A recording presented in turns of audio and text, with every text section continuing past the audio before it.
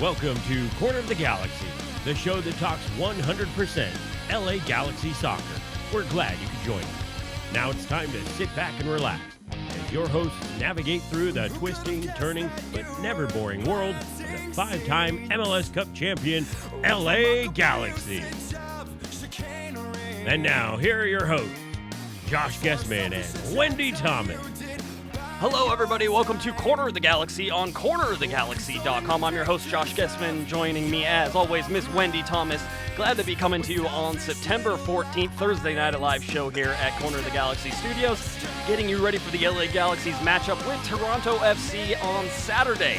Number one in the league, number one in the conference, number one above everybody else. The best team in Major League Soccer right now, hands down for Toronto FC, comes into StubHub Center. Maybe the rejuvenated but very shorthanded LA Galaxy will have some luck against the possibly also shorthanded but really good Toronto FC. We're also going to get you some more insight, some more talk about the LA Galaxy's 1-1 draw over the Seattle Sounders. So a lot to get to as always, but before we get to any of that, let's check in with Miss Wendy Thomas. Wendy, how you doing?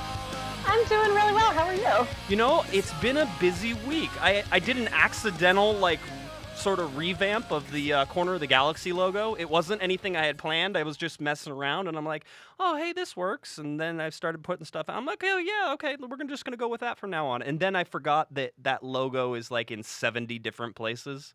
And so I've been spending the last 2 days just revamping the logo. So that's sort of my thing. Oh, well, I do think that you have a little panache when it comes to design, because I like the current logo and the former logo. Yeah, it came together. Everything is circles now, Wendy. You got to stay up with the times. It's no squares anymore. Really? All circles. Twitter is a circle. Facebook's going to a circle. SoundCloud's a circle. YouTube's a circle. Everything's a circle. So my square logo was a little out of place for a while. So circle logo it is, and everybody wants to know, I do have stickers coming in with the new circle logo. So if you're interested in all that, just sort of keep your eyes peeled to Corner of the Galaxy, and you can get a sticker logo as well. So we'll see how that goes. Yes. When are we gonna have a Corner of the Galaxy T-shirt? Everybody asks me that. I'm working on it. It's more difficult than you think. T-shirts are tough because, well, you're a different size than I am, and other people tend to be different sizes, and so it's really hard to make sure you can sort of do and a pre-order would be great, but I don't want to take people's money either, so I'm still trying to figure out exactly how to work it to make sure we can do it, but it is something that is on my list, Wendy. Because what I would really like to have is a little Corner of the Galaxy tank top. That's what I'd really like to have. See, now this is the problem. Why? Have you seen my arms, Wendy, or my general body condition? There's nothing wrong with your arms. Your arms are fine. I don't know that I should be wearing a Corner of the Galaxy tank top. I mean, I've been hitting the gym, but I'm not so sure that's a great idea. I think you should be proud of your body and flaunt it. Yeah, my wife doesn't think so. She not to me. She's like, put that away all the time. So that's how it goes. But anyway, LA Galaxy wise, LA Galaxy get a 1-1 draw over the weekend, Wendy. Maybe perhaps a little more exciting, or a lot closer than people, including myself, would ever give them credit for, right? Yeah, a draw is better than a loss, and so we've had a lot of losses this season, so it's good to be competitive, and particularly since Seattle, over the course of the season, has been a very competitive team. They're obviously very high ranked in the standings. They could go pretty deep in the playoffs. They have a lot of talent, so that's good to see. It is good to see. I would say that I also felt like the LA Galaxy were focused. They had a plan. They executed the plan, and for the most part, were really successful on the night. In a game, by the way, where the stats really slant against them. And I guess that's what probably should happen on the road to a team as good as Seattle. But at the same time, I don't think the scoreline necessarily reflects those stats all that well. Now, are you talking about fouls? Well, fouls, I'm talking about shots. The LA Galaxy were outshot, outpossessed. More or less, I really expected that Seattle would have scored another goal there. And maybe they would have if Roman Torres wouldn't have gotten the red card there in the 89th minute, because they had a lot of juice after that 85th minute equalizer.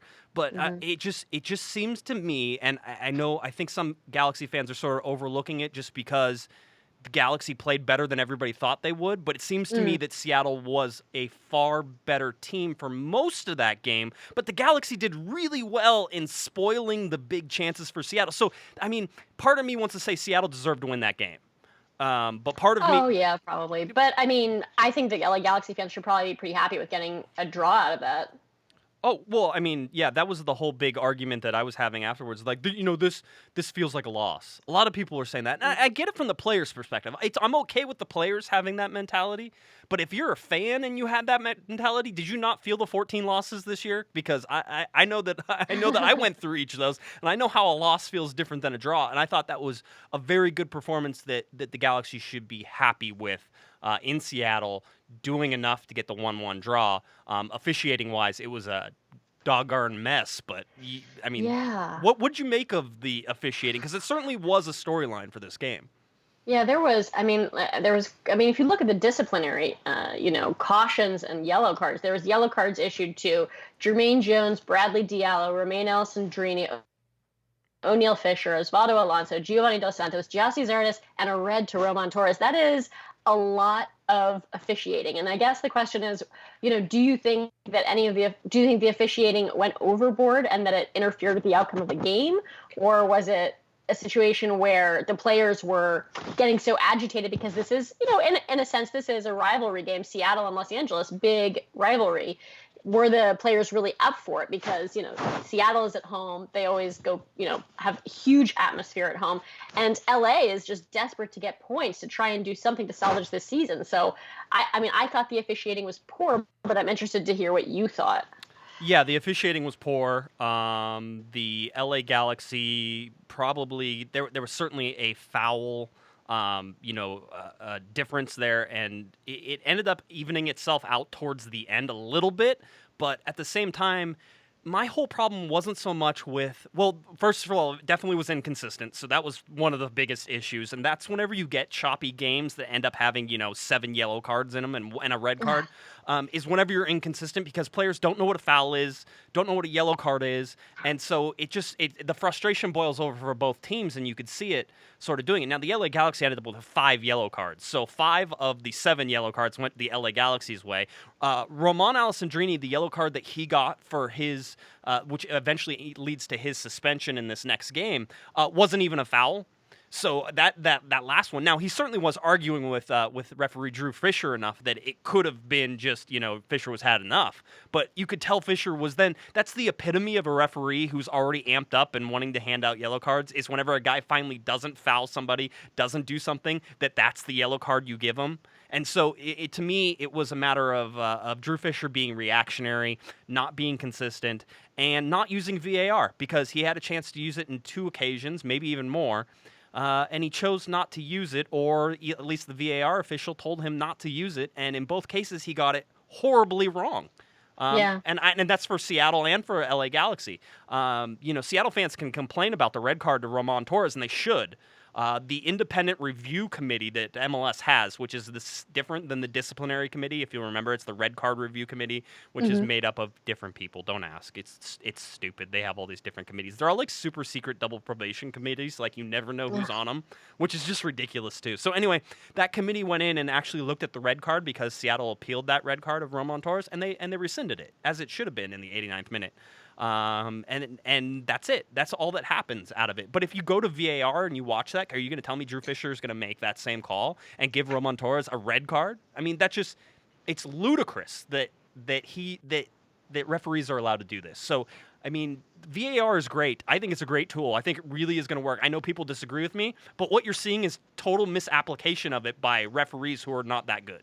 Yeah, I mean that's a really good point that referees are going to be implementing this system around the world because it's being incorporated not just into MLS, it's being incorporated into a lot of different leagues. And for example, I've been watching Bundesliga games, right, and the German referees have actually incorporated it. It's been a much smoother transition overall in terms of incorporating it. But that's probably because they probably spend more time on it. They're more more professional from the sense that they're more highly compensated and they, devote themselves full time to just the study of this sort of business. And so I think that they've probably prepared for it a little bit more. But you can incorporate it successfully into a league. And so I think we do need to improve the officiating, but it's not like, I don't think VAR is the problem. I think VAR is just, a tool that's being misapplied currently. And hopefully people will get more facility with it and be able to use it correctly eventually. Yeah, I mean, that is exactly it. It's just not being used correct. You said, Bundesliga, they implement it better, and I've watched some of those games. You're absolutely right. They are so much better at it than Major League Soccer is. And again, it comes back to me that Bundesliga's referees are way better than MLS referees. Yeah. And so you're not. There has to be a security in this, and I don't feel that Drew Fisher was secure in any of the calls he made, and therefore didn't want to go look at them again. And whoever the fourth official or the VAR official was, he's not sitting there going, listen, you really need to take a look at this. This doesn't look like, clear and obvious error is the big issue that we have, right? That's what cues the VAR reviews. And so every red card is reviewed. So Roman Torres' red card was looked at by the VAR official, and he talked to Drew Fisher, and they decided not to take a look at it again. And the basic call was denial of a goal-scoring opportunity, which is interesting because Chad Marshall's right off the right-hand side there. Now, there's lots of people who say that Chad Marshall was in a position to block the shot, and those people are on some nice drugs because, the whole deal. And Jermaine Jones almost died on making that run as far as he did. So, I mean, there's lots of things to that, how it goes. But regardless of that fact, there was a red card in this to Ozzy Alonso on Ima Boateng that was so blatant that if it would have been a disciplinary committee review, which it can't be reviewed anymore, Wendy, they would have retroactively suspended Ozzy Alonso. So Ozzy's pretty dirty. I mean, he has quite a reputation. I've seen him play the LA Galaxy a lot, and he is always up for it, I guess one would say, when he plays the LA Galaxy. Yeah, of course he is. But he's up for every game, and he is that guy. He's late to tackles. He likes to stomp on people. You know, outside of Nat Borchers, who was the dirtiest player in Major League Soccer before he retired, and I love to just get Portland fans fired up about that.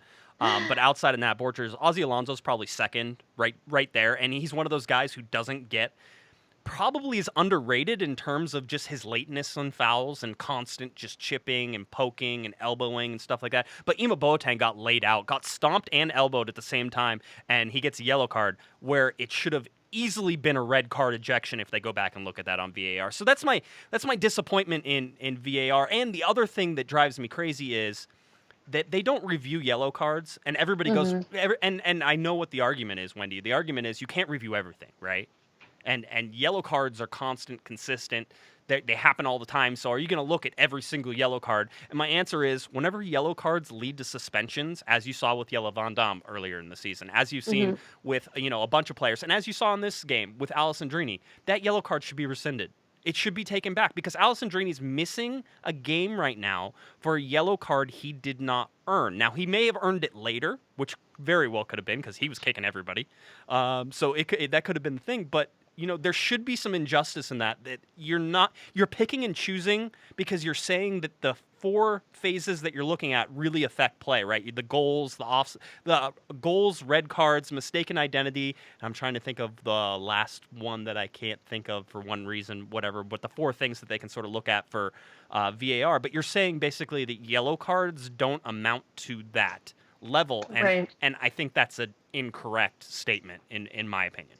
Yeah, I mean, I think anything which has the impact on a team's roster for the following game should be subject to review because, as you said, if someone's going to be, I mean, us losing Alessandrini for the next game, that's a huge loss. Huge. It's not like a minor loss. It's a huge loss. Yeah. So, that's something, I mean, and also it's like there's 10 or 11 games a week. I mean, it's not 50 games, it's 10 games. You could have someone look through them. I don't think it would be that difficult. I mean, and here's the other thing. You were saying that there's a committee for disciplinary decisions. Do we know who is on the committee or how they review refs in terms of because I always wonder, okay, if something is blatant and obvious, what happens to that ref if he continually makes bad decision after bad decision after bad decision? Does he fall down the referee totem pole? Right. Is he assigned to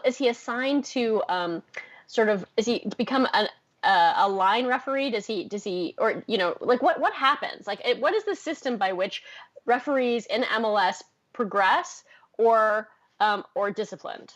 Yeah, I mean, every referee is reviewed every game. In fact, up in the press box, a lot of times you can actually see the pro referee reviewer sitting up there marking stuff down. So you know that happens. And so those reports go in, and it does lead to some quote-unquote, I guess, corrective action, but we'll never know what that is. Very rarely have we seen referees get pulled from games, Wendy, or, suddenly. Every once in a while, though, one will sort of disappear, right? He'll be in all these games, and the next thing you know, he's not reffing any center, and it's sort of like, I wonder what happened. The problem is the transparency, and there is none because, and I kind of understand why. As fans and as reporters and as players and as coaches, there's so much riding on the referee, and they're never going to get everything right. But with VAR, we're attempting to get more right, so I appreciate that. So I don't know if it's, if it's the best thing in the world that there's 100% transparency in there, that you get to see the referee's match report of all the things where the pro official thinks that they screwed up. But it would be nice to sort of see, like, rankings overall, or like their point system. I'm sure there's got to be a system. Accurate. Yeah. Whoever is the most accurate referee. I'd like to know that, because I wonder if there's people who want to become MLS referees, or what the process is, and if it's something where people who demonstrate that they don't have the skill set to do it, if they allow new people in to give it a try, if you can try out for it or something like that. Because for years and years and years, as long as I've been an MLS fan, people have been saying, what can we do about refereeing? Yeah. How can we improve the quality of officiating? It's a really, really big issue. And I just wonder, it doesn't feel to me like it's getting a lot better. And so I just wonder what's going on with that? What is it getting better? Are people taking steps to make it better? Are there new people who want to come in and become MLS referees? And is there people who are accepting them? I just wonder, because I feel like it's been a problem as long as I've been watching MLS. It has. I think it has gotten better. I think it's difficult sometimes to see the forest through the trees. We're so close to it. We watch it all the time. We're constantly... Yeah, I mean, you can watch EPL games. You can watch Bundesliga games. You can see referees mess up all the time. Sure. I will agree that, I'm not saying that MLS referees are as good as Bundesliga or EPL. That's not what I was saying, because I'm sure somebody will be on Twitter being, you idiot. Actually, that happens regardless of what I say anyway. So, but that's not that. I do think they're getting better. I think VAR is going to work eventually. See, here's the thing. My good friend Dave Denholm, who is over at ESPN and hosts their Wednesday Night Soccer show, and Dave's great. Dave was the original LA Galaxy podcaster, in case you didn't know. The first guy ever to put out an LA Galaxy podcast. Really? So he paved the way for people like me to spend endless amounts of time recording behind a microphone for zero pay. So thanks, Dave. Appreciate that. That's very inside baseball. That's right, it is. But Dave said after this, and Dave and I disagree. Dave hates VAR. He hates it so much. So any chance he gets, so he tweeted out after the Seattle game that this was a 96-minute documentary on why VAR is horrible. And I said, Dave, you can hate VAR as much as you want, but there wasn't one single time the center referee went to a video review to review anything. How can you call this the worst example? You want a bad example? Go to the Columbus game where there were 3. But at the same time, in the Columbus game, they probably got all 3 of those calls right. So every time I think somebody goes to the television, most of the time they get it right. My biggest issues have been when they haven't gone to the television to review it. And if Drew Fisher would have taken the time to go review his Roman Torres red card, or review the yellow card, which you can't review yellow cards. Remember this. You can't review yellow cards. But you can if there's a clear and obvious error, which it was on Alonso, that it's not reviewing a yellow card, it's reviewing a possible red card. Okay? So that's how you get around the yellow card, red card reviews. So if you can do that, then if he makes the right decisions there, the LA Galaxy in that particular case end up going up a man a lot sooner. In the 75th minute, which is, and you remember that Seattle scores in the 85th. So it has game-changing abilities. That's in this game, in this Seattle game. It was a poor job across the board on the officiating, and Drew Fisher's the guy in charge of that. And it's just something to sort of pay attention to. VAR is not perfect, but certainly I think it can be better, Wendy. Here's the thing, though. I was talking to an LA Galaxy official on Tuesday, because I went and donated blood up at StubHub Center. Good for you. Yeah, I try to do that every. Got to get the oil changed on occasion. Went up to the StubHub Center, and afterwards I stopped by the offices and talked to some people, and I was talking to somebody, and we were talking about VAR in this game, and I said, the biggest problem with VAR right now is that there's no explanation of these things. I go, there should have to be an explanation of every VAR review, of why you chose to review it, why you didn't choose to review it, and it should be something that's easy. In NFL, and granted, soccer and the NFL are different, and I get it. But in the NFL, when there's a video review, you have the head referee comes out with his microphone. He goes, the play is confirmed, the play is overruled or overturned, and the play stands, basically. And all those have different meanings. But you can understand that if he says the play stands, he's basically saying, I don't have enough information to change this call, and so basically we're going to let it be what it was on the field. That's a stands call, and so we're not getting that information, not as reporters, and you're not getting it as fans, and so it's leaving you in this. What are these hand signals they're doing? These hand signals are all new, so there's no sort of set for. Oh, I'm going to wave off the yellow card. Look, I have the yellow card out, and now I swipe across. No, that means I know yellow card, or is he not? But now he's given a red card. What's going on? And so the lack of explanation. Something should come across either up on the screen of stadiums, or the PA announcer should say, VAR has confirmed this play, or VAR has overturned this play. Something should happen to be better explain what is going on, because right now it's sort of, shruggy emoji every time.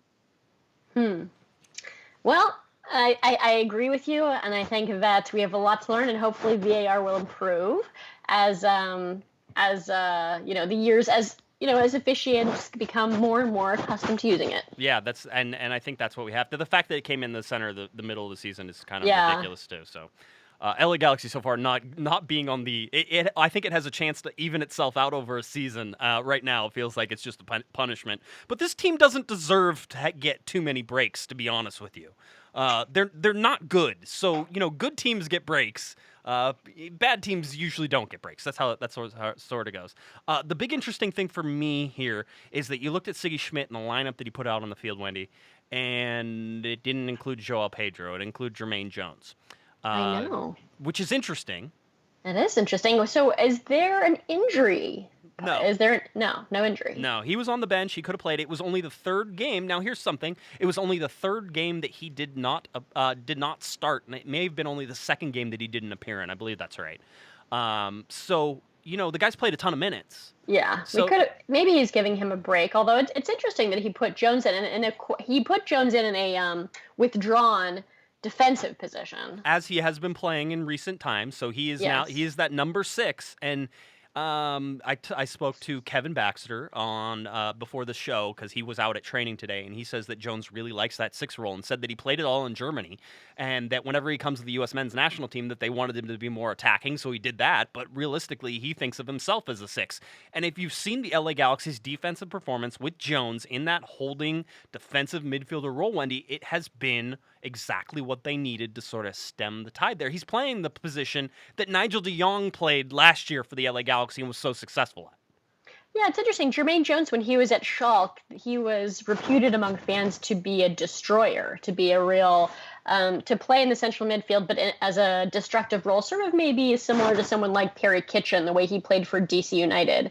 And so Jones probably is very comfortable in that role. I'm interested in, what did you think of Jonathan Dos Santos in terms of playing with Jones and with Giovanni? I thought Jonathan Dos Santos was as advertised in this particular game. He made MLS Team of the Week, Wendy, so as did Roman Alessandrini. So both of those guys did a good job in terms of affecting the play. I will say that, in my opinion, Jermaine Jones had a better game than Jonathan Dos Santos, and I would have put him on the Team of the Week ahead of JDS, but that's fine. I'm not going to argue overall. People don't really like Jermaine Jones all that much, so it wouldn't surprise me that he doesn't make it out there. But between Jones being an absolute pest, if you didn't hear Clint Dempsey's name all night, it was because of Jermaine Jones. And then you saw how wonderfully Jermaine Jones was able to not only disrupt, but then get the ball out to somebody like Jonathan Dos Santos, and Dos Santos was able to, transition and play and provide the assist to Roman Alessandrini, who provided the assist to Giassi Zardes, who scored. So all of those things for me, Jonathan Dos Santos is going to be a really good addition to this LA Galaxy team. It's just sort of more of a question of whether or not that was the position of need for the LA Galaxy. So, taking that away in this particular game, Jonathan Dos Santos was one of the better players on the field. Roman Alessandrini was great. Jonathan Dos Santos was great, and Jermaine Jones was great. Emma Boateng as well on the wing was really good. So you had really good performances throughout the midfield in all four positions, which is something the LA Galaxy need. Yeah, and which we haven't had, certainly not consistently throughout the season. I would put Emma Boateng in terms of my top 5 players of the season, in terms of what he's contributed to the team. And particularly when one compares what people maybe expected at the beginning of the season, the role he was going to play, and what he's done for the team throughout. He's just always been so committed, and I really like his commitment level and how he just puts forth a phenomenal effort, always putting forth the best effort for the team. I really think that he's been a standout player. He is, which again, like you said, for his role, he was supposed to be a sub this year. For his role and what he's able to do right now, he's been, it's crazy because you're thinking as people start to get healthy here, Sebastian Lletget back to training, not full training, sideline training, doing some stuff, but at least getting healthy. You have to admit that, Ima Boateng is one of those guys who's probably hitting the bench. And I kind of like that because I like Ima as a sub. But at the same time, you look at the performance, he probably deserves to start. And so if he's a starter now and people think he's a starter, do you see some teams coming after him in the offseason? Because if you're the LA Galaxy, I don't know that you can afford to keep him. You can keep him. He's on contract. It's not necessarily a money thing, but it will be a money thing, Wendy, in terms of the fact that the LA Galaxy will be offered money for Ima Boateng. That's interesting. I have a question for you. Do you happen to know why Lletget's injury has taken so long? When it was a very, very tiny bone in his foot that he broke. And initially, I think they said he would be back by summer. And it's mid-September, and he still hasn't really been seen in training much, has he? He just started training this week, and that's not like with other people. That's training off to the side. But you have to remember the type of injury he had, and I get more crap out of this than anything else, and it's more just because I think people just don't understand how this works. He was originally diagnosed with a sprain, if you remember. I know it, and it wound up being this tiny little bone. And it's a horrible injury, and it takes forever to heal. Apparently, it's the bone that connects all your other foot bones together. So you have to wait for it to be like 110% healed before you can go out there and test it again. And so he's just getting to that point now. I will tell you this: that the LA Galaxy, and they have throughout this year, have totally underestimated injury time. So if you want to say or put any blame in why he's taking, it's not because the injury is any problems. It's because I think the Galaxy said 6 to 9 months type thing, and realistically with this injury, it's going to be a 9-month injury. 6 months would have been remarkable if he comes back. But I think they were originally saying middle of August, end of August, and now here we are. We're going to be end of September. It's very unlikely Sebastian Lletget plays a game for the LA Galaxy this year, and that might be fine. I know some people want to get him back on the field just that way he can sort of feel what it feels like to be in game. That's cool too.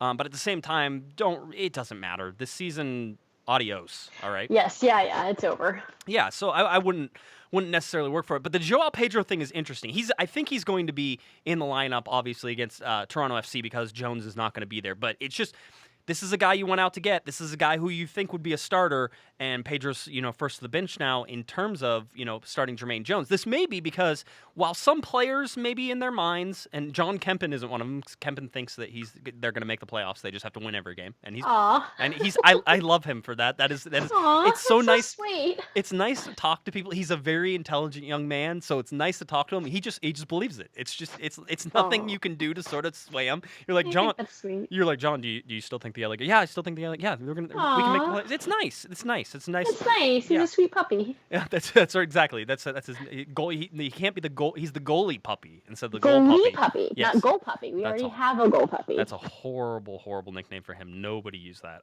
Anyway, but so he's still. I think that Siggy is the other person on this team who refuses to let these guys go, and maybe it's because they haven't been held to the fire for most of the year. But Siggy is hard at these guys in training.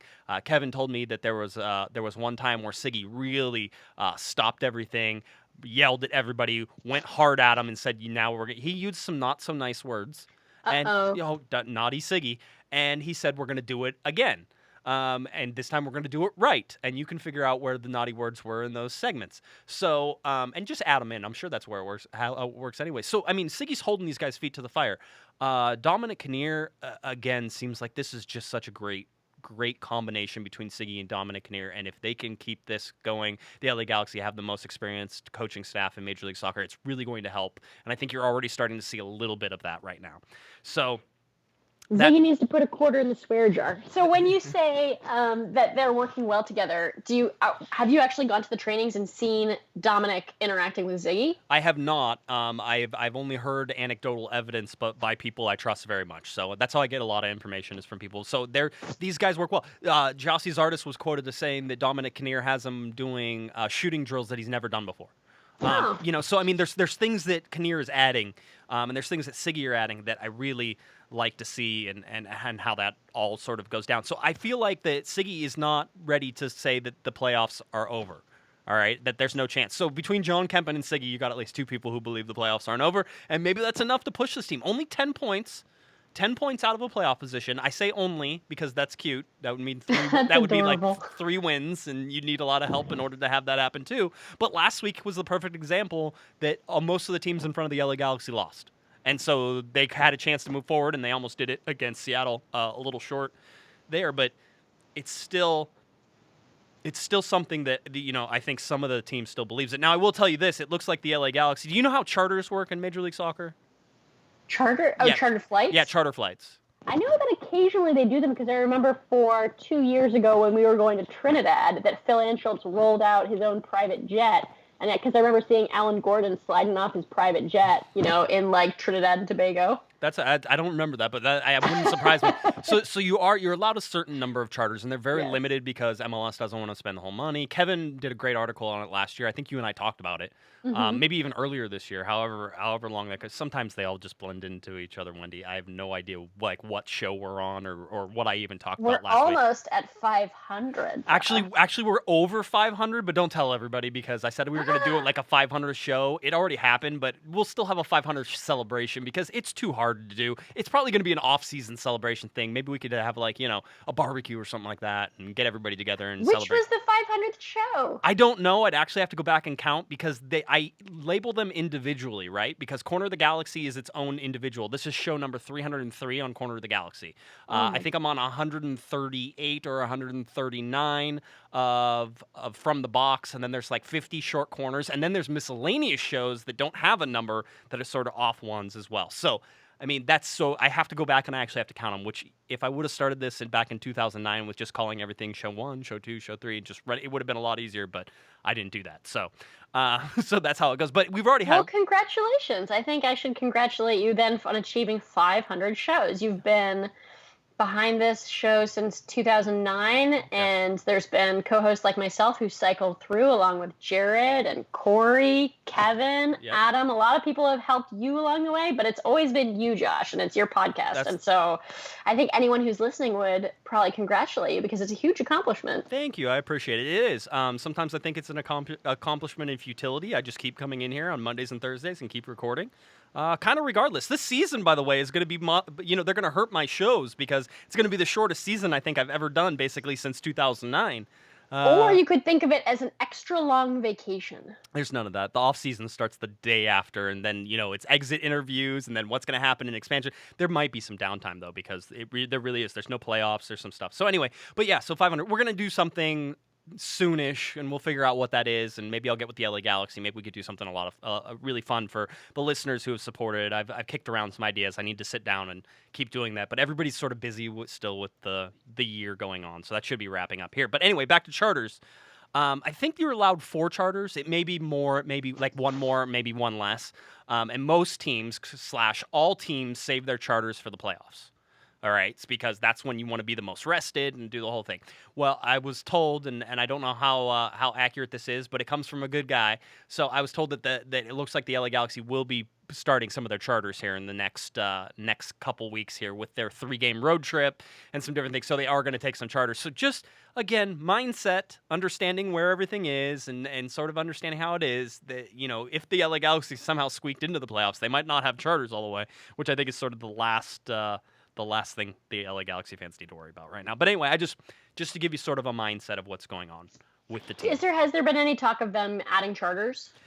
There always is. The league says it's a lot of money, which it is. But if you look at the amount of, it depends. Do you want more player salary, Wendy, or do you want more charters? And to me, I'm starting to get to the point where charters are going to be the thing that sort of makes this league stand out again. At least continue its movement forward, because it's tough to lure some of these guys from Europe or some other places, some of the bigger names that you want to come here, and you say, oh, by the way, we're going to put you on a Southwest flight. Have fun. Yeah, I know. They really need to. I mean, I would push for charters just because I think that, I mean, in terms of salary, it would be helpful to have more salary, but it would be the numbers where you need it are sort of numbers in the mid range between the players who occupy, say, roster spots 5 through 11. Right. And those guys are sort of your $300,000 to $100,000 a year guys. And so you don't need a huge bump to bring in those guys. But what I really think they should do is break MLS into 3 conferences, Eastern, Central, and Western. And then that way you could minimize travel time. And then also maybe you could include more charters because they'd be less expensive. Yeah, I mean, there's certainly talks of that. And with the amount of teams, you could understand why that might be a thing. It does sort of eliminate, or at least it reduces. And right now it's only once a year anyway, where like you get to play New York City FC. They're going to play them once. It's either there or here every year. And so, that's, you still, as a league, they still want LA versus New York a couple times. So that way or at least once a year, so that way they can hype that up, because it's still, 2 things. But I agree with you. I think eventually the travel gets squeezed down a little bit. And maybe your out of conference games get squeezed down as well. And you play a bunch of in conference. And hey, if San Diego gets a team and Sacramento gets a team, you're going to have like 5 teams just in California that you can play against each other. So that's always fun too. So I think there's ways to do it. But yeah, charters is one of those things that sort of needs to happen here in the very near future, and the LA Galaxy look like they're going to use some of those as they go forward. All right, anything else? So, go so ahead. what do you think of Zardis? Okay. Well, the LA Galaxy got 2 shots on goal in this game.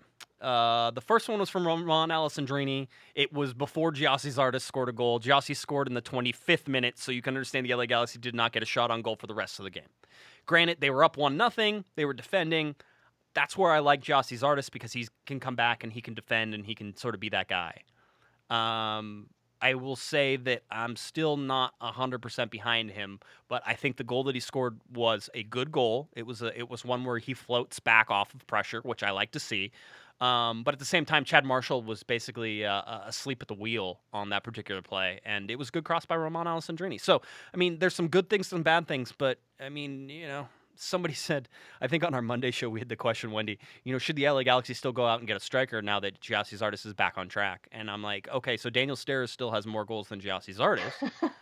Emma Boateng has more goals than Giassi Zardes.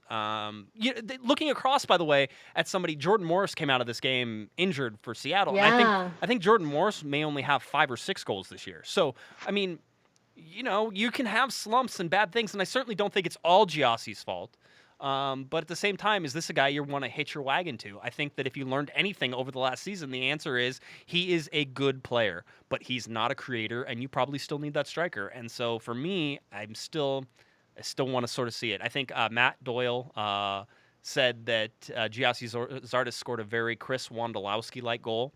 And which I know Galaxy fans are like just throwing things at whatever. They just threw their phone across the room at that particular statement. But at the same time, I understand what he's saying there. If Giassi Zardes could sort of be that poacher, then maybe you have something. But you can't. I don't know that you can rely on him and Gio are supposed to be your offense, and they're not. So I mean, does that fall? Where do you fall on that? Yeah, I think that. Zardes has always been most impressive when he's surrounded by people who are creative, like Landon and Robbie Keane. I think that they made him so much better than he was in his sort of natural form. But so if he is surrounded by someone who is really creative, then he can be good. But then that makes it really important who you surround him with, especially if he's someone who you're basically wedded to. I mean, I don't think you could sell him. So I don't think that's an issue, really. I mean, in terms of people saying, do we want to keep him or not keep him? We have to keep him. So in that sense, you have to then figure out, like, who are we going to surround him with? Yeah, and that is the key. And also, where is his position? I mean, here's the problem, though, and this is looking a little bit in the future. If you don't put Giassi Zardes as the number 9 right now, he doesn't have a place to play next season. because you have Sebastian Lletget coming back, and more than likely you're going to have Jonathan Dos Santos, and you're going to have Joao Pedro in the center, and you're going to have Roman Alessandrini out on the right-hand side, or the left-hand side, however you want to do it. It pushes Ima Boateng to the bench because Sebastian Lletget needs to play. And so he's going to play probably on that left-hand side or on the right-hand side, however you want to flip-flop Roman and Sebastian Lletget. That's probably where they're going to play, so that's it. So you already moved Boateng to the bench. If you can't move Jossie back into the midfield, that doesn't make any sense. And there's no other place to put Gio either, unless you want to move Roman out to Gio's spot. And Gio, I mean, you're spinning wheels here. You're not solving the problem of, one, that the LA Galaxy have too many midfielders, and two, that they don't have a striker. And so you're going to have to give. So something has to give this offseason. You're going to have to give midfielders to get a striker, because otherwise you're acquiring players that don't have a position on the field, or you're taking players you're paying a lot of money and pulling them off the field, and none of that seems like it fits with the LA Galaxy right now. Yeah. Do you think that there's going to be significant acquisitions in the offseason? Significant. I don't think it's as significant as everybody would probably want it to be. I really, Ashley Cole's gone. For the most part, we still think Jermaine Jones is gone, although, God, he keeps playing well, and that scares me sometimes. So you have that. I don't know that. I'm trying to think of who else is going to be gone. That's really it. Ashley Cole, Wendy, they might go after a goalkeeper, so that's somebody that you might watch for. So a goalkeeper, and they're going after a striker. But again, when they go after a striker, they're going to have to push somebody to the bench, and so that's where it all goes. The LA Galaxy are going to lose somebody this offseason that the Galaxy the Galaxy fans don't want to go. Guaranteed. All right. Guaranteed, because they're going to have to move to make space. So that's sort of at least my 2 cents. And by the way, I said last year that the LA Galaxy would get rid of AJ De La Garza right around this time, and through the summer. So I sometimes I guess right, but I think somebody like Ima Boateng, who has been really great, might not come back for the LA, which sucks. He should be a bench player for the LA. He would be such a great sub, Wendy. He comes on with all that speed going against tired defenses. That's like super sub status. That's what you want. Imagine slotting him in and Bradford Jamieson as super subs, and you could do it at the same time, and all of a sudden you have blinding speed up the sides. Yeah. I mean, there's stuff to this, and that's where you have to see, again, there's too many midfielders. Well, by the way, Wendy, speaking of midfielders, let's talk about a former LA Galaxy midfielder who might be available again, and I already mentioned him once this show. But Nigel de Jong is expected to be released from his Galatasaray contract. They're looking to terminate it, apparently. He's not getting paid. There's whole bunches of things sort of going on, and Galatasaray and Turkish league football isn't the most stable situation at all points either. That is an understatement. There was an article published in The Guardian 2 years ago about the number of cases that have been brought in the International Court of Sport against Turkish officials for failure to pay players, and it's along with a few other countries like Greece. Spain has a problem with it. It's one of the countries that has a lot of recidivism when it comes to failing to pay players. So I'm not surprised to hear that. And when he played for the LA Galaxy, I was a huge Nigel de Jong fan. I loved him with the LA Galaxy, and I was really sad when he left. So it's unfortunate, because we, of all the things we need, we don't need a midfielder, which is terrible, because he was great when he played for us. I have a solution for you. Do you want to hear my solution Sure. of how the LA Galaxy... First of all, if you listen to Monday Night's show, Kevin went over in fairly specific detail on how Nigel de Jong was let go and how that all went down, and I feel like we have a really solid grasp of that now, that the LA Galaxy front office didn't want to offer him a 2-year designated player contract, and if he played more than 23 games, he was obligated to get it. So they basically said, hey, you can either sit on the bench and we're not going to pay you, or we can let you go and you can go somewhere. And so he said, I want to go to Galatasaray, so they released him from the contract. Probably the releasing part and doing all that was Bruce Arena salvaging a very difficult situation. So I don't know how willingly Nigel would like to come back to the LA Galaxy. So that's the first part. Yeah, you'd have to get I don't think if I was Nigel, I would not come back to LA Galaxy. I would try and go some place where they treated me well. Yeah, and that makes sense, and I can understand that. Here's sort of the thing, though. If you can get him to answer the phone, which I think you still could. He liked it here. He bought a house here at one point. I think he sold his house, but he bought a house here at one point. And his likely destination is Major League Soccer, so somebody's going to get him. If you wanted to bring him back, it's very simple, and it solves a bunch of the LA Galaxy's problems. All right, you bring Nigel DeJong back and you pay him Jermaine Jones's salary.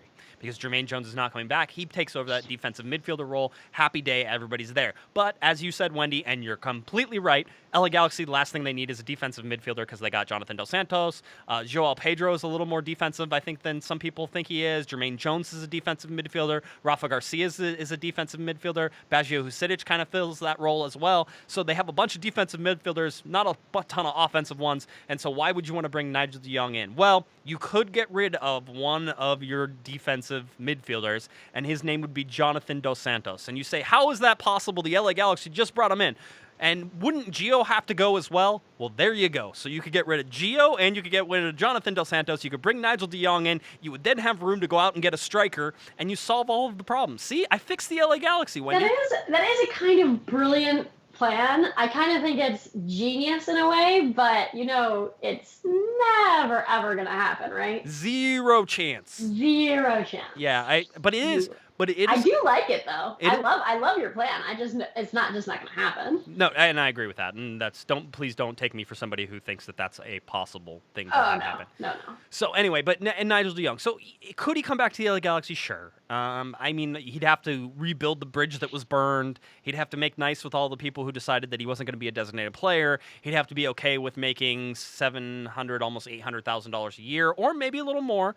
It's not happening. There's no way that's not happening. He wasn't. And also, what happened? What about the whole thing with MLS? That stupid video they did when he left about him being like a brutalizer and all the terrible things that MLS writers have written about him. Why does he want to come to MLS? Is it just because it's a great place to live and it's that time. kind of thing? It's time, probably. It's the time in his career where it's time to come back. One of the former LA Galaxy coaching staff, and Kevin outlined this, said that if Nigel DeJong would have stayed on that team last year, this person felt that the LA Galaxy would have won MLS Cup.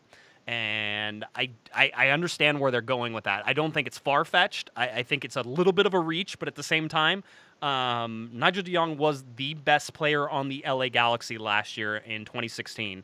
And he was one of the best defensive midfielders and probably the best defensive midfielder by a far level in Major League Soccer. So it doesn't, seeing him as an alternative or anything like that, he was really good for the LA. And if you don't like Nigel DeJong, then you didn't watch him play.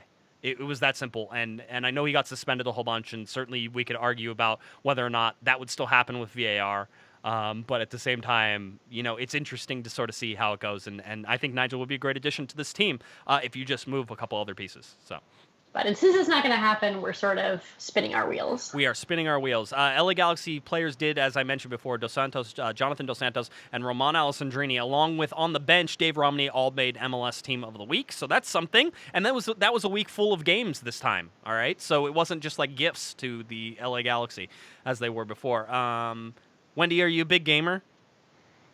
What does that mean? Are you a game? Do you like to play games? Video games. I enjoy playing video games. I've played a few games of FIFA. I lose always, but yeah. I got tired of getting beat by 9-year-old Japanese girls in FIFA, but I do enjoy playing. I just like playing against the computer. I'm that guy. I don't need to play you on FIFA, and I haven't done it in a really long time. But everybody knows the LA Galaxy have been featured, and the stadium has been featured in FIFA for the first time. All of this comes about because they needed to put the stadium in for Madden on the NFL side. But I think if you're an LA Galaxy fan, you don't really care. The initial reviews, although I don't necessarily agree with making an Alex Hunter, who is a playable character in FIFA, making his jersey available in the LA Galaxy shop. I may not agree with that particular part of the marketing, but the initial reviews of the game have people crying tears of joy. Really? Well, I will tell you that whenever you could play, let's face it, we're all big kids, right? At some point, we all, yes, and even you, Wendy, we are. You have probably fantasized of playing soccer on the big field at StubHub Center. Of course. And whenever you played FIFA before, you would play in those smaller stadiums because you didn't want to play in a giant stadium because it wasn't like StubHub. Maybe that was me. So I would do those things, and you could play as the LA Galaxy. That's cool, but to see StubHub Center in the game, people are really connecting with it, and you get to hear you can hear LA Galaxy chants from actual supporter sections. You can actually hear it during the game. I listened to a video of it. It's really cool. I just think that if you're an LA Galaxy fan and you like playing FIFA and you're a video game person, and this is the thing, that this is just such an awesome addition to things that, I mean, you gotta enjoy this. This is fun. The season has been absolute crap. But this part of it, this little FIFA part, is like pure gold and joy. And the fact that no other Major League Soccer team has, their cool stadium and all that fun stuff. And the LA Galaxy. So part of the demo right now, the LA Galaxy are a team that you can play in the demo because the demo is not the full game. And you can play in StubHub Center in the demo as well. So if you want to go out and demo it and play it and sort of, do some quick look through at it, Wendy, you can play as LA Galaxy at StubHub Center with LA Galaxy chants in the background, which is just, to me, I guess the full immersive experience is. I'm sure I would be a little emotional if I played it too. Aw, oh no, I love playing FIFA, but I think there actually are a couple of teams in MLS that you can play on FIFA in the stadium. I think that Portland and Seattle, maybe there was. I think at least one MLS stadium is in FIFA. I think it may have been Vancouver was the first one last year. I think it was Vancouver, which is again is weird, but I don't think that Seattle's in there. Seattle might have been because it's in Madden. Yeah, I think Seattle is in there for some reason. But someone is going to correct us. Yeah, someone is going to tweet at us right now and tell us. I don't even have my game consoles hooked up to the television, so people are already like, I know. What? Yeah, it's just Josh, one of those things. I have my Xbox. I got my FIFA plugged in my Xbox. What's your gamer tag? People can play you on FIFA, that's Wendy. Right. I do. It's shoot. It'll come to me. Go ahead. It'll come to me. Yeah. By the way, somebody in the particular, in the chat room has said that that I have to be joking about Nigel Young being the best player last year. It was clearly Giovanni Dos Santos. And Giovanni Dos Santos was the best player in the LA Galaxy this year, which and he says, just look at the numbers. And Gio had the assists, so if you're going to go by numbers, sure, you can. Gio scored a lot of penalty kicks and scored a lot of goals in games that were already decided. If you want to talk about somebody who actually deserved to be MVP last year, it was Jelle Van Damme, and he got screwed out of that MVP by the fans, by the way. So, yeah, no, not buying that even for a second. You can at me, bro. Have fun.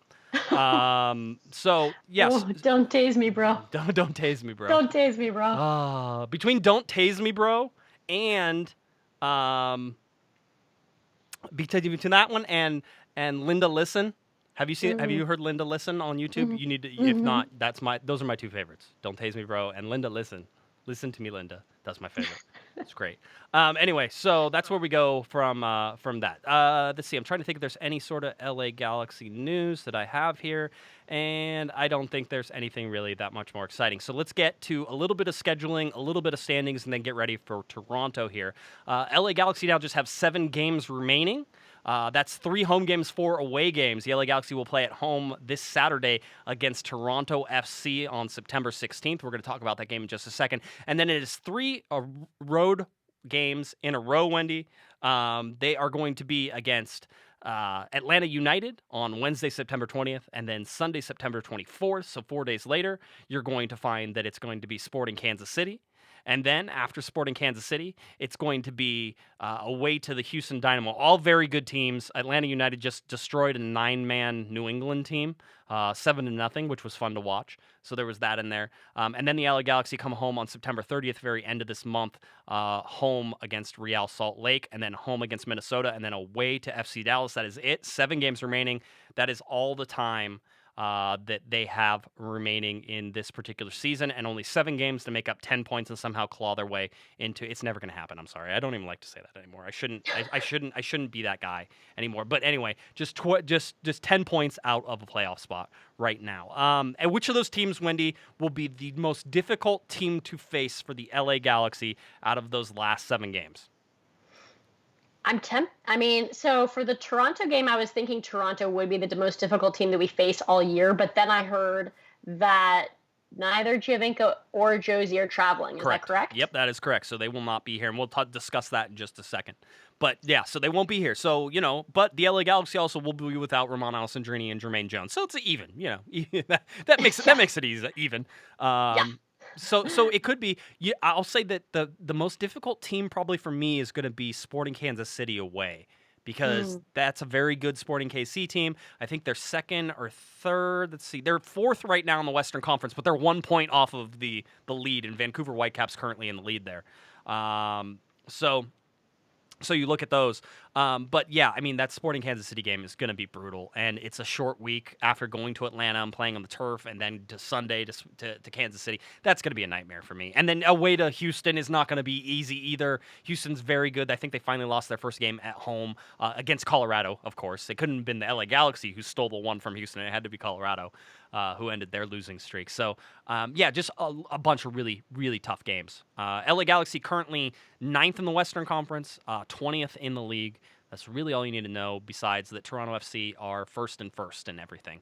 And they're first, and they're on their way to winning MLS Cup. They could. I mean, there's clearly the favorites. Winning the Supporters' Shield doesn't always mean that. 2010 certainly proved that for LA Galaxy fans, but 2011 also disproved that theory that winning the Supporters' Shield you can win MLS Cup as well. Toronto FC have just been so good, and that's what we're going to talk about now. The LA Galaxy versus Toronto FC, Saturday, September 16th, 7:30 p.m. This is a Spectrum Sportsnet and Spectrum Deportes game. The last game for Toronto was a 4-0 victory over San Jose at home. Absolutely destroyed them. San Jose went down a man in the 72nd minute on a VAR review, in case you were playing the VAR game at home. There should be a VAR drinking game, right? Oh, yeah. Like every time they call for VAR, you drink, or every time they get it wrong, you drink. Yeah. Yeah. I mean, yeah, just drink. Just drink. That might be the only thing. The lesson of the podcast is to drink. Josh says drink. Whatever you would like, whether that's alcohol or iced tea. I like a nice iced tea on occasion, whether that's Long Island iced tea or whatever. So however it goes, but I mean, now you look at where you were at with the LA Galaxy in terms of going up against Toronto, and I have some notes on Toronto that I will give you here real quick. We've already said they're first in the league, 17 wins, 3 losses, 8 ties all time this year for Toronto, 59 points. First in the league, first in the conference, 9 points clear of New York City FC in the Supporters' Shield race, and they also own the best road record in Major League Soccer, 6-3-5, 23 points. They are the only team in Major League Soccer to have clinched a playoff spot already, so they're going to the playoffs. Not surprising, but they are going to the playoffs in a very difficult Eastern Conference. They are the team that is head and shoulders above everybody else. They are on a 10-game undefeated streak, Wendy, and a 5-game winning streak, looking to match a franchise record 6-game winning streak whenever they head to StubHub Center. Josie Altidore and Sebastian Giovinco will not play. Now, here's the thing. I want to know what you think about Giovinco and Josie Altidore not coming to play. They're not injured per se. All right. So this is Greg Vanney, head coach of Toronto FC, saying that these guys will not travel with the team because I want to rest them, basically. That's what he's saying. Yeah. So yeah, he's basically saying we're going into the playoffs. We want to win Supporters' Shield. We probably can beat the LA Galaxy without having our best players. So why should I make them travel over 3,000 miles in order to play in Los Angeles? Yeah, it's 21. Yeah, 21. I did by the way, this is how geeky I am. I did the crow flies distance, but it's like a little over 2,100 miles between Toronto and Los Angeles. It is a long road trip. But, okay, lots of people are saying this is because the LA Galaxy suck so bad, Wendy, that Toronto thinks that they can still win this game without those guys. Yeah, I think that's probably right. Can I give you my side of it? Sure. Which is that Toronto FC is 9 points clear. They're already assured of a playoff spot. Both of those guys have been injured, and there's no reason for them to travel 2,100 miles, and they don't care about this game. Now, I still think that they'll have a good chance of winning. They have a ridiculously deep team. It's been constructed very, very well. So all of those things happen. They probably still can get the win in LA, especially knowing that Roman Alessandrini and Jermaine Jones aren't there. But the major reason for this is because they're 9 points clear in the Supporters' Shield race, and this game is sort of like, well, I don't need to travel 2,100 miles. That's ridiculous. Like, rest these guys. They've been injured. This is the smart play. This is stuff Bruce used to do, and it had nothing to do with whether or not the team was good. It had to do with whether or not, where you were positioned, how you looked, and whether or not people needed rest. And so that's my view. They could definitely be casting their eye right at that Supporters' Shield from this moment and just thinking, okay, this is the number of points we have to get to win Supporters' Shield. Let's look at the games we have left, and let's figure out where we're going to get those points. If this is not where we're going to get those points, then we don't need to worry about it. Here's the thing is that people in the chat room are saying, Jason in the chat room says, that's disrespectful to us, those two not making the trip. It's not. You trust me, you're not. One, LA Galaxy fans are not that important to Toronto FC to worry about that. This is strictly smart coaching. If the LA Galaxy had a chance and they were up by 9 points and they had to travel to Toronto, and you're like, hey, Roman Alessandrini and Jermaine Jones are just working their butts off, and they've been injured throughout the season. It's probably best that we just throw this game away in terms of, hey, if we get a draw, that's great, but we're going to play some younger guys. We're going to rest guys. We're going to manage minutes. And Bruce did this all the time with the older roster that he had in 2016. So, was it disrespectful of Bruce not to do it? I don't think so. I just don't get upset about this. This is what if you're an LA Galaxy fan, this is what you should say. And I know there's people who really wanted to see these guys, and I did too, because covering a team, you want to see the best players because that makes it fun. But at the same time, if you're an LA Galaxy fan, you should be jumping up and down that Josie Altidore and Sebastian Giovinco, who have scored 28 of TFC's 59 goals, aren't coming to play the LA Galaxy right now. All right. And by the way, TFC has scored 59 goals this season. I got a stat for you on that. TFC has scored a league-leading 59 goals. Atlanta has 54 after that 7-0 beating of New England. But they have 59 goals.